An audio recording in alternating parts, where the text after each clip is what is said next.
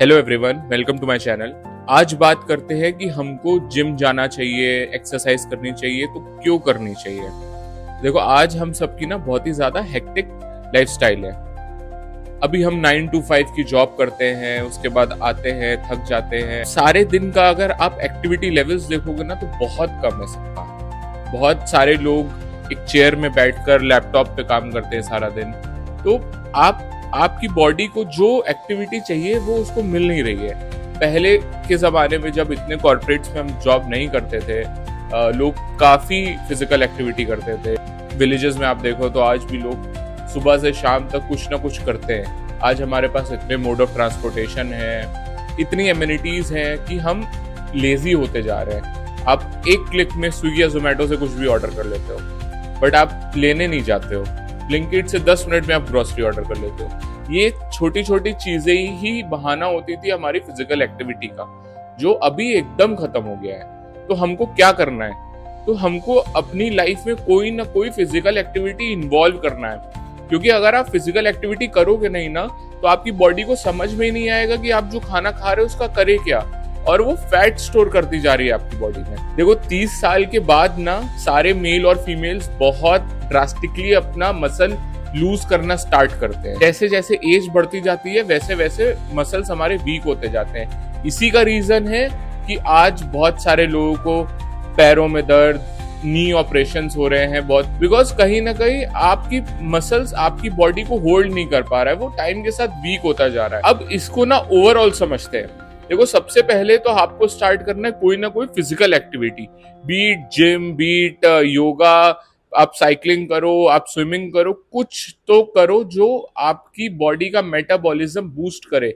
Metabolism boost करना क्यों जरूरी है? क्योंकि जब आप कुछ खाना खाते हो तो मेटाबॉलिज्म अगर आपका बूस्ट होता है तो आपका खाना जल्दी डाइजेस्ट होता है और इजिली डिस्ट्रीब्यूट हो जाता है आपकी बॉडी में जहां उसको रिक्वायरमेंट है।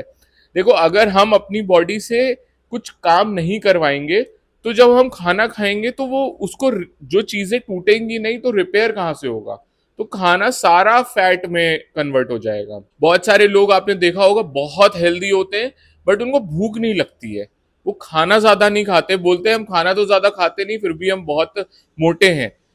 तो उसका रीजन है कि आपका मेटाबॉलिज्म बहुत स्लो है। क्यों स्लो है?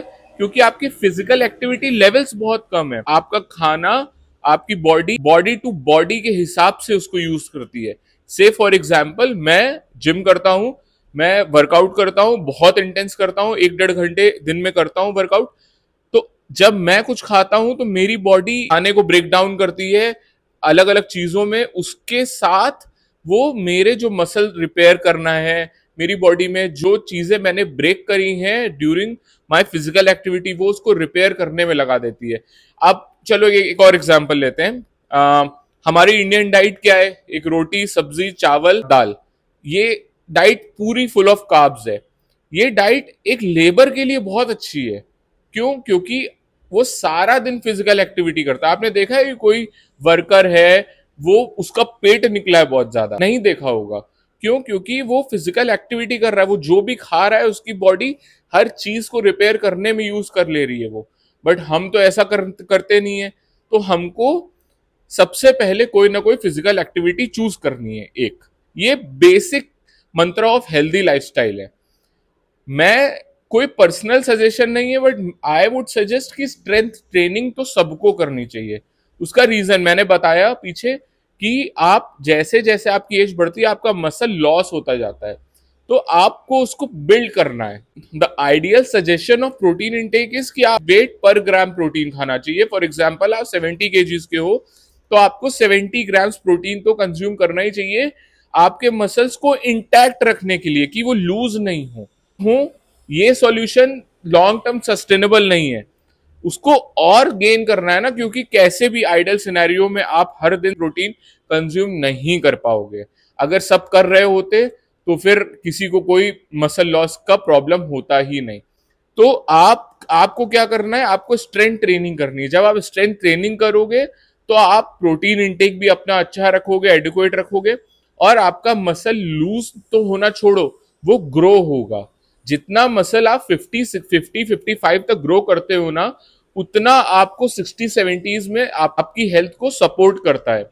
बहुत सारे लोगों को मैंने बोलते हुए सुना है कि यार जिम ज्वाइन नहीं करेंगे, क्योंकि जिम करते हैं तब तो वेट लॉस हो जाता है, बट जिम के बाद फिर से मोटे हो जाएंगे। तो ये सब चीजों को ना बहुत गलत तरीके से समझा हुआ है।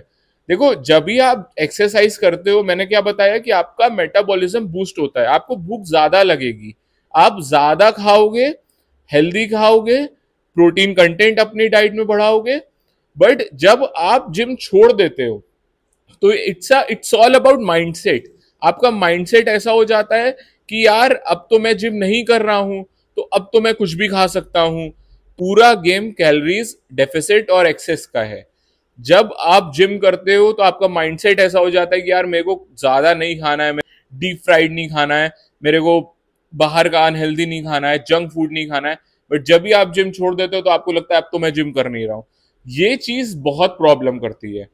तो आप तो सबसे बड़ा विलन आपकी डाइट है, आपका मेटाबॉलिज्म है।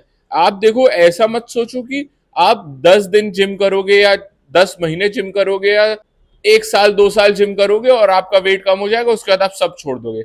यार ये पूरे लाइफ की कहानी है। आपको कोई ना कोई फिजिकल एक्टिविटी में पूरा लाइफ इन्वॉल्व रहना पड़ेगा। मैं ना बहुत ज्यादा इंडिया के रूट्स पे बिलीव करता हूँ। तो मैं विलेज का एग्जांपल लूंगा। गांव में आज भी लोग, कितनी कितनी एज के लोग, 50-60s, वो अपने खेतों में काम करते हैं, बहुत ज्यादा मेहनत करते, डे इन डे आउट। वो तो ऐसा नहीं सोचते कि यार ये फिजिकल एक्टिविटी मैं 2 साल करूंगा, 5 साल करूंगा, उसके बाद बैठ जाऊंगा, because they are earning from it. इसलिए उनका मजबूरी है वो रोज करना। बट आपका मजबूरी नहीं है, बट आप उसको अपनी मजबूरी बना लो ना। ये पूरी लाइफ करना चाहिए। मेरी मदर का नी रिप्लेस हुआ है एंड उसके बाद से समहाउ आई मोटिवेटेड हर। अभी वो रोज 5 से 7 kilometre she walks and brisk walking करती हैं। वो पहले बहुत सारे लोग जब वॉक करते हैं तो बहुत स्लो वॉक करते हैं, 1 घंटे तक वॉक करते रहते हैं, उससे कोई फर्क नहीं पड़ेगा। आपको ब्रिस्क वॉकिंग करनी है, आपको अपना हार्ट रेट बढ़ाना है, और ये चीज आपके हार्ट को भी सपोर्ट करेगी, बिकॉज आप कार्डियो कर रहे हो।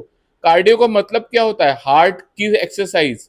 तो हार्ट की एक्सरसाइज तभी होगी ना जब आप एक लेवल से हार्ट बीट को बढ़ाओगे। सजेशन है कि हर इंसान को अपनी लाइफ में कोई ना कोई फिजिकल एक्टिविटी, और हो सके तो स्ट्रेंथ ट्रेनिंग करो ही करो।